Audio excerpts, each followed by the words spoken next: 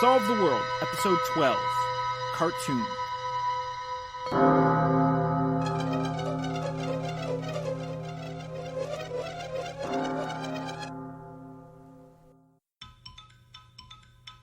October 24th, 10 in the evening. Jenn, as she's apt to do, tiptoes into her apartment. These days, she never knows what mood she'll find Tiff in. To her surprise, she spots Tiff sitting on the couch, head in hands, sobbing profusely.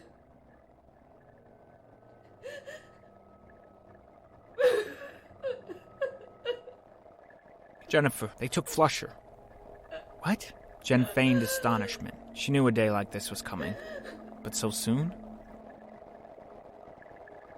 They think he's a spy. What? How? Says who?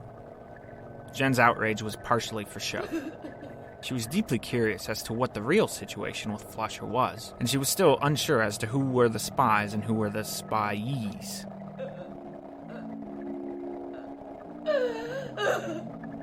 Look at it yourself! Tiff grabbed the jumbled paper off the floor. The Los Angeles Chronicle, and handed it to Jenn. What am I looking at? Jenn said as she peered through the paper. Editorial cartoon. The Mrs. Moose. And there it was. Clear as day. The likeness was undeniable for anyone who'd ever met Flusher. How'd she get him so clearly? Jenn pondered. There, in the center of the page, was an editorial cartoon by the famous Mrs. Moose. The picture showed two cats. The tabby on the left wore a tuxedo and a pin that read NSA. This mongrel was ripping the underoos off of the cat on the right, while a speaking bubble above NSA cat said, "Show me everything." The right cat looked pathetic as all its dignity was being ripped from it, and the face of that deflowered, humbled cat was Flusher. It was Flusher's face on that cat's body. Jenn drew the paper closer to her eyes to scrutinize every detail. But what did it mean? Why was Flusher drawn as the victim of the NSA?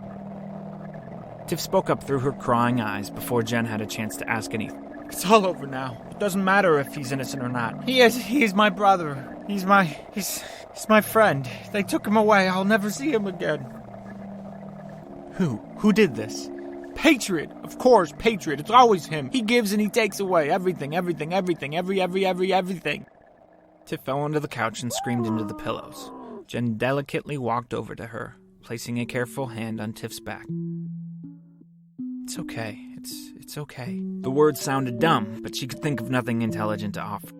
You don't get it, Tiff said while breathing between sobs of ache. This Moose is an inside agent. For the Patriot. For us.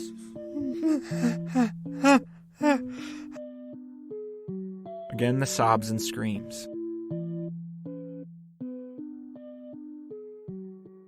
This continued on for many minutes. Jenn sitting there feeling like a ghost in a room of pain, not feeling like she was of any help at all. Jenn retreated to the shower. Water. Warm water on a tired face. A tired body. Jenn was thankful the shower noise, the pouring down of water, blared out that of Tiff's pain. Mrs. Moose is an insider agent, Jenn recited in her head. So, she must be a registered patriot, like me. She's an old patriot with deep connections, and she uses her political cartoons to send messages to Patriot. Jenn assumed she had pieced together something close enough to the truth now. The old philosopher was right. Everyone's connected to a system. How deep did this Patriots and Parrots system of rivalry go? This much was sure. Flusher was outed. The system had eaten him.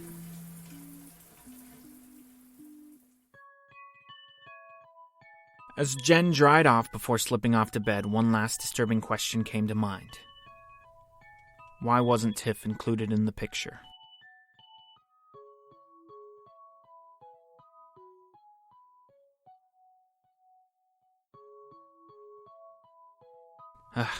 Well, Jenn concluded in her mind, I can't stay up worried about things out of my control. I did my part, and I'm so very sleepy.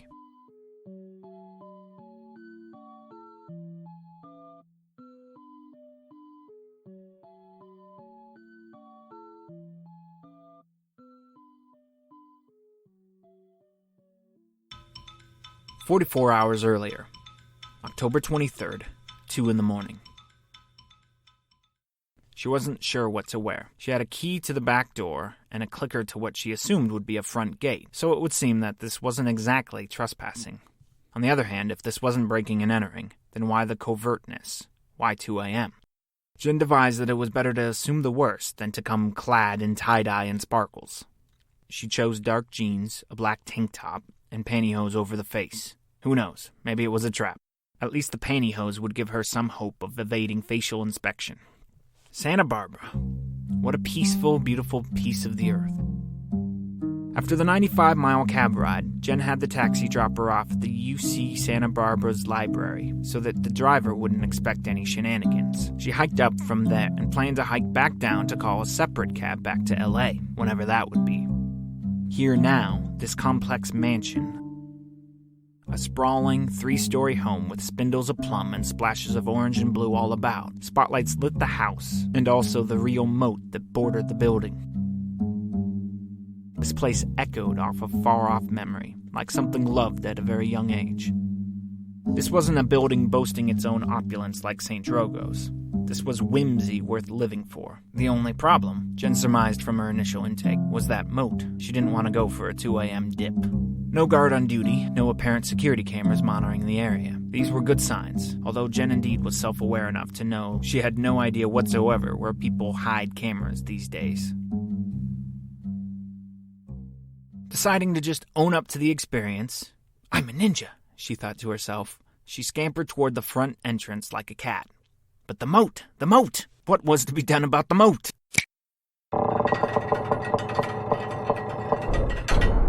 To Jenn's wonderful surprise, a simple click of her clicker resulted in a majestic drawbridge. Not wanting for any passerby to catch a glance of her, she hurried over. Moat victored! Next challenge, front door. This one was easy enough. Jenn used her key. Slip in, twist, slip out, pull. Door open. Sneak into the dark. Close door behind you. The house was still and mostly dark. However, enough moonlight echoed through the windows to provide a comfortable portrait as to what lay ahead. It was a strange sight, unlike any architectural wonder Jenn had yet encountered in her young life. 3 staircases. No way around them. Every guest, or in this case intruder, had to pick one route. The staircases to either side slowly spun 90 degrees as they rose. The path most directly in front of her rose 6 steps, plateaued, and then submerged beyond one's line of sight. But Jenn had been given instructions. Choose the right path. Surreptitiously, she climbed the planks.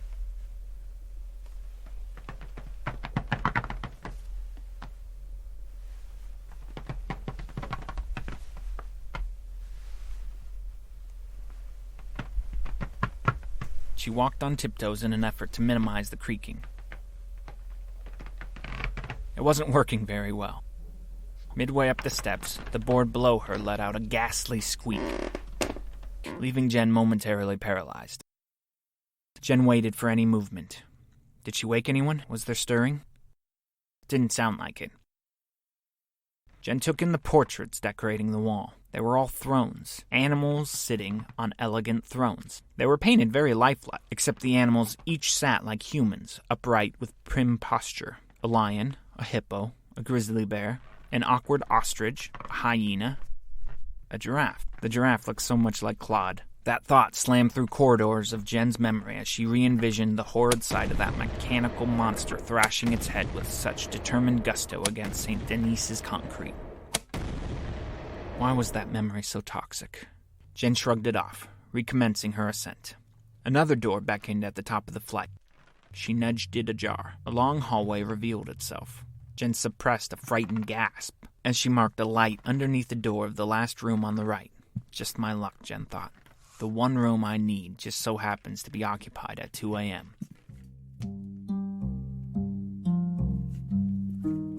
3 options stood in front of Jennifer Dash at that moment. 1, run away and go home. 2, wait the light out.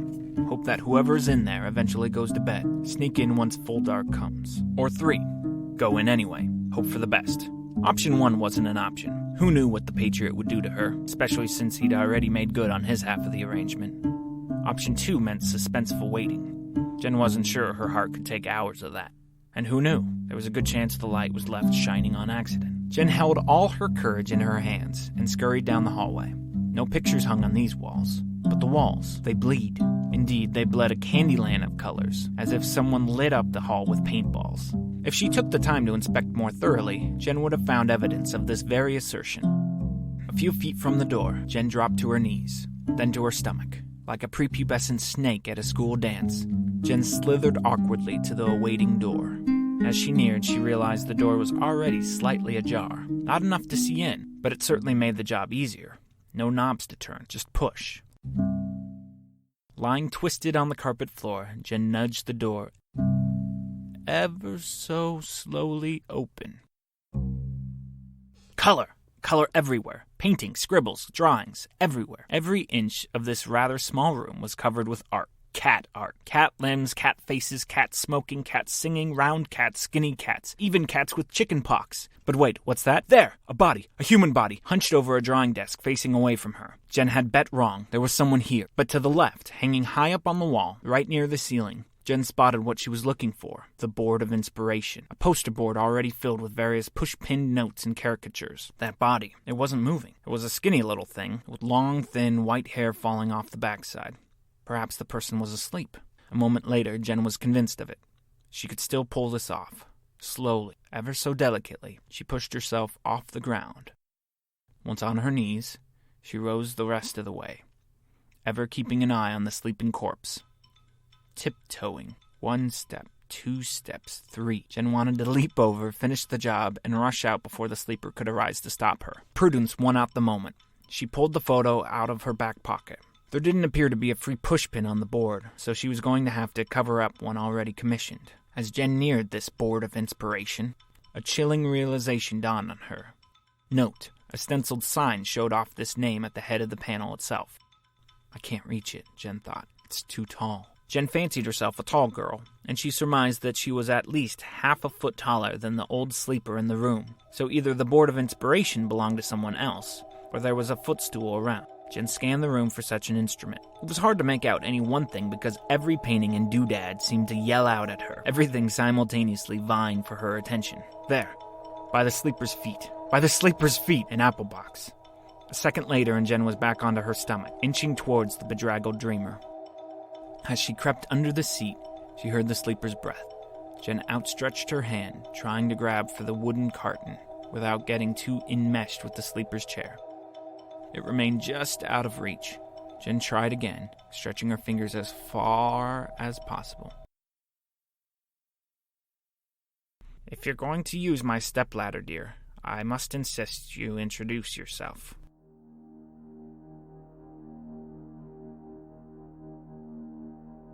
The shock of the old lady's words jolted Jenn. She jerked her chest in fear, slamming her back against the bottom of the resurrected corpse's chair, nearly knocking the homebody out of her seat.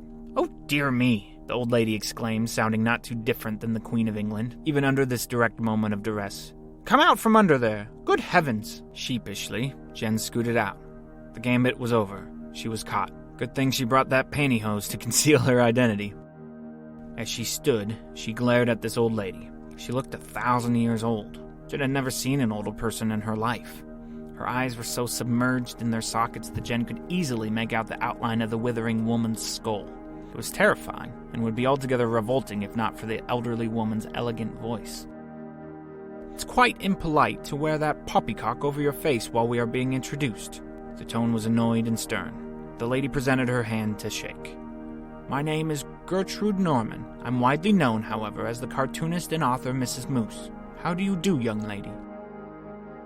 I'm sorry," Jenn said barely above a whisper. Outwitted, outmatched, outplayed, Jenn removed the pantyhose and shook Gertrude's hand. It was like shaking hands with a skeleton, with the Grim Reaper. "And what is your name?" Gertrude said in a teacherly oratory. "Jennifer Dash." Stunned. Wrong name. I mean, Jenna, or just Jenn. Middle name is Free. Jenn Free Dash. I mean, Jenn Free Calling. Miss Calling? I mean, just one, just calling. I see. I'm sorry for intruding. Why? Don't you have a key? Yes, ma'am. And a button for the drawbridge to pass over the moat? Yes, ma'am. So how do you suppose that you're intruding? I don't know. I've already told you my name, sweetheart. Yes, ma'am. Well, then go ahead. Say my name. Jen's mind blanked. What did she say her name was? There were 2 names, and one of them was a man's name. And the funny one. Speak up, Miss Calling. I can't remember. Miss Norman. Say it. Miss Norman. Jenn was being treated like a 4-year-old. She would have resented the humiliation, but her instinctual need to get out of there demanded compliance. Yes, my dear, very well. Now, I believe you have something for me. How do you know that? Miss Calling, do you really believe you're the one in the light here? I've been fighting wars with words and pictures since before your mother was born. I know many things. Almost everything. The light in Gertrude's eyes faded as her mind wandered through unknown horizons. Almost. Jenn took the photo out of her back pocket and handed it to the old lady. I see you took special care of this. Gertrude sneered with sarcasm. The photo, having endured Jen's crawling exploits, was bent 3 ways and torn at the bottom right corner. Do you have anything else to give me? No, ma'am. Do you have anything else you'd like to ask me? How do I solve the world? How do I escape this mess? Jenn thought these thoughts, but said nothing. Mrs. Moose sniped. That's a shame. You could have gained so much just by opening your pretty little mouth. Now shoo! Get out of my house!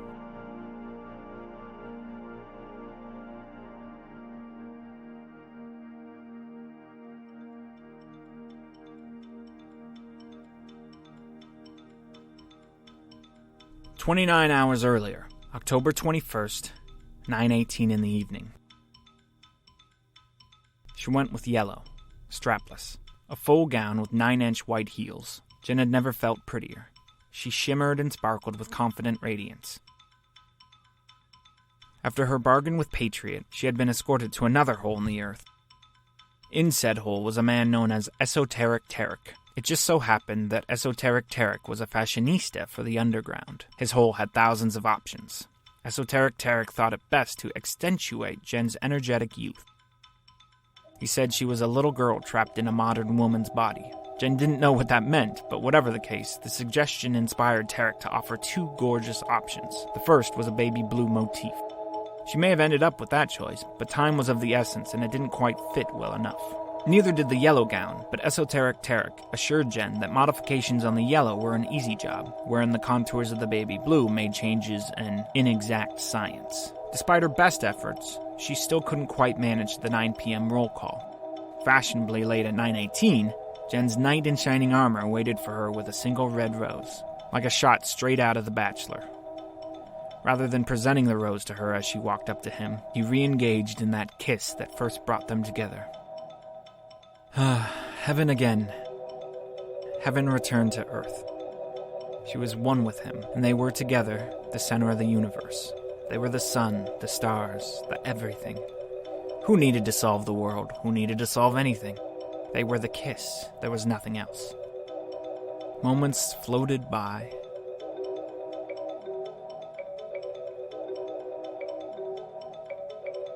Jenn, dazed with wondrous wonder, butterflies aflutter, and a handsome man, was only cognizant of the opulence of St. Drogo's upon reflection later on. There were chandeliers, yes. There was fine china. There was a British butler. The ceilings had painted clouds on them, 40, 50 feet up. The meal passed by in a thick haze. She had wanted to hold on to this evening, these moments, these seams in life. But Jenn couldn't. This was sensory overload. Too much good stuff equaled nothing being quantified or analyzed. No data intake, no reasoned deductions. She nibbled at the food offerings, some olive smear on warm bread, some fancy mussel or shrimp or something, some kind of fish, some vegetable, a basket of strawberries and blueberries, though it looked like the basket was laid out for aesthetic rather than nutritious purposes. None of it mattered. All of Jen's efforts were focused on laughing, looking cute, smiling, and holding her composure. As far as intel went, the meal was a total bust. Her lover's name was Antonio de Ancona. Jenn would later figure that meant Antonio was a member of the owner's family. He was Magical Kingdom royalty. That explained his ability to land a date at St. Drogo's so effortlessly. Never one for self-discipline, during some conversation about something or other, maybe dogs, Jenn reached across the table and rested her lips on Antonio's. It was the first time she'd initiated a kiss. It was just as rich with emotional energy as the first. Surely the gods were smiling down on them. They couldn't have more chemistry if they were the Monsieur and Madame Curie. The meal ended with a hot, moving roll of some sort. Bread within bread with hot pudding, or custard. It didn't matter. Rather than share this delectable, Antonio motioned toward a door and said, "Come with me." Jenn took his hand and they walked through the mansion. Past the door, a shimmering spiral staircase awaited them. Antonio held Jenn's hand, rubbing her fingertips as he led her up the round and round. Up and up. Heaven forward, the dreary life of unknowns behind. To heaven and onward still. What possibly lays beyond the gates of paradise? Answer: a sterile room with a metal bed at its center. This is the silver room. Everything in here is silver. Even the sheets on the bed have little flecks of silver. Antonio effortlessly tossed his jacket on the side of the bed. Another kiss, less sensual, more immediate. Together, the two danced toward the bed. He bent her at the small of the back, clearly motioning for Jenn to lay down. They were spinning past heaven in an awful hurry. Jenn resisted. Straightening up, she asked playfully, not wanting to crash the mood. "What are you doing?" "You know what I'm doing. What we're doing." "Antonio, no. It's fine. It's okay. This is a good thing." 2. Don't involve yourself with sexual conduct of any sort. "Hey, I don't want this." "I mean, not now. Not yet." He caressed her shoulder. "Come on, it's together. It's you and me. I'm not doing anything you don't want to do." Jenn frumpily sat on the edge of the bed. "I just want to talk." Antonio took a seat beside her. "What do you want to talk about?" "Everything." The ecstasy of kissing this gorgeous older man had waned, and the soul-crushing reality of existence once again weighed on Jenn. "I never got anything when I was a kid. I never got to see the stars. You know what I mean?" "Yeah, I think so. Sure I do." "The last few weeks have been incredible, but it's all hollow. Even you. I'm afraid you're hollow too." "What do you mean?" "I don't know. I'm riding around on an elephant, pretending to be Cleopatra, being swept off my feet by Prince Charming. It's all so mysteriously fun. I love it. I love living this insanity, being this character that I so enjoy being, but I don't understand any of it. What are we living for? What's the point to all this madness?" "Yeah, living here." Antonio darted his eyes around the room, motioning towards this overwhelming silver ornateness.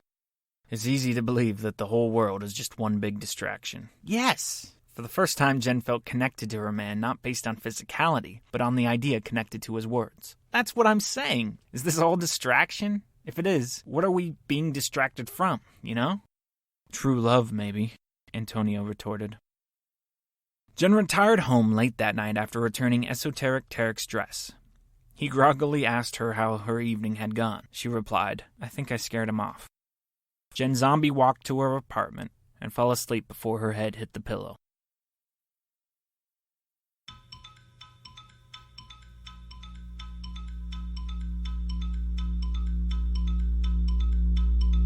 October 21st, 2 hours earlier, 7:04 p.m. in the company of the Patriot.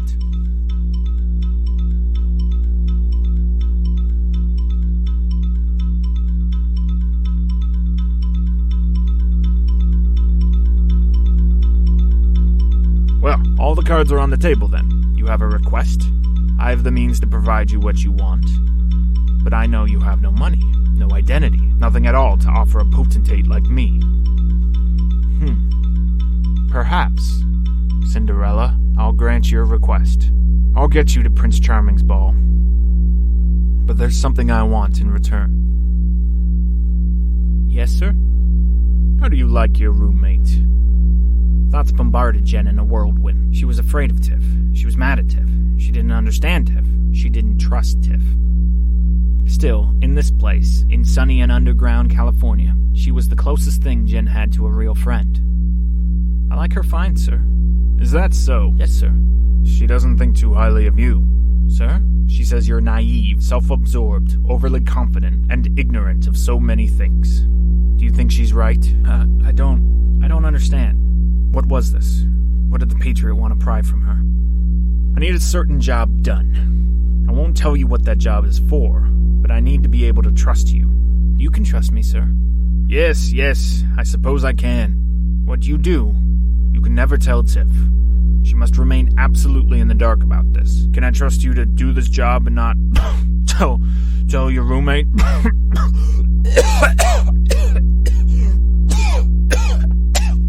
The Patriot let out a loud cough as he seemingly choked on his own phlegm. Jenn waited for him to clear his throat before she answered, but he answered for her first. Of course I can. She hates you. Naturally. You must hate her. Good. The Patriot waddled over to a desk in the corner of the room. He pulled out a photo, a key, and a clicker. Jenn examined the contents as he handed it to her. Her eyes widened.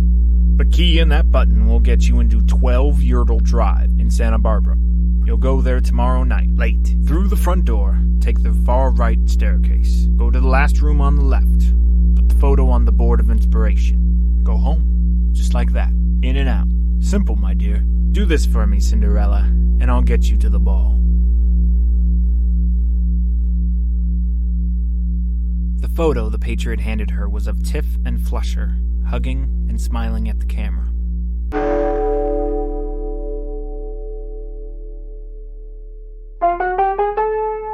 Hey everybody, Solve the World is produced by myself, Dante Stack. All the sound effects and music we use for this program are under Creative Commons licenses and can be found on our show notes page at dantestack.com. I'd like to thank freesound.org and freemusicarchive.org for that material. Hey guys, if you like the program, please help me sustain it by writing a review on iTunes, sharing this program with a friend, or donating on our donations page at dantestack.com. Thanks. See you next week. Hi, I'm Ian from Malaysia, and I've listened to all 100 episodes of Jenn's story. Jenn's world is spiraling out of her grasp. Somewhere under the veil of the spectacle of boyfriends and theme park rides is a darkness. Stay with us next time, when it'll take a blood-curdling scream to keep Jennifer Dash alive. She's about to need help just to make it through the night and stay on the right path to solve the world.